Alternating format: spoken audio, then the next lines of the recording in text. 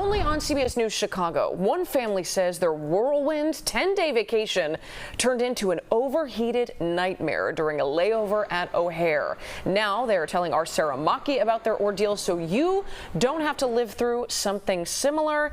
Sarah's here with me now, and what did they tell you? This has everyone who planned a summer vacation having a chill run down their arms. Well, because everybody has that horror story about their travel nightmare. Well, this family, the Canan family, they told me they sat on the plane for an hour while the temperatures were rising. So concerned about their infant son that they actually had to use a bag of ice to make sure that he didn't overheat. They say no family should have to experience that extreme heat, and they are now sharing their story because we found out this might be a little bit more common than you think.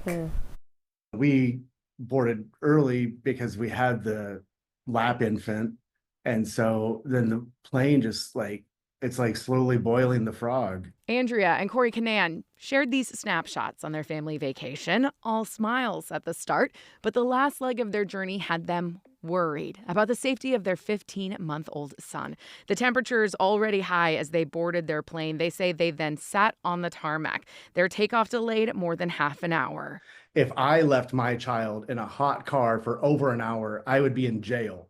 Why is it okay for United to do this to my son? You know, the pavement is incredibly heated. You have air conditioning systems aren't often at full power, and it could have been a very uncomfortable situation. So I do see why this caused some alarm. Travel experts tell us currently the FAA and Department of Transportation have no federal temperature requirements, leaving it up to the airlines. The Association of Flight Attendants says they've received more than 4,800 extreme temperature reports since they launched an app to track the issue in August 2018. Averaging 2 a day, the vast majority of those complaints, nearly 82%, happening before departure. Transportation experts tell us smaller, regional flights are more likely to heat up. Those planes are lower to the ground. The air conditioning systems have less power to them.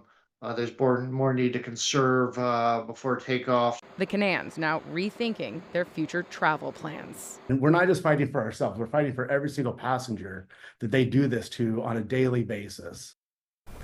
United told us when they looked into this, their crew did not note any unusual temperatures or medical concerns on board. They have now offered travel certificates and miles as what they call a gesture of goodwill, though Corey Canan says they did not accept that offer. They are hoping now, to get the attention of some government regulators for this issue. I mean, you think about it, right? You're walking down to the plane and it can be so hot. But tough when you got an infant. That certainly changes things. An infant, maybe people who are a bit older. Delicate health. Delicate health, right. Okay, thank you for that story, Sarah.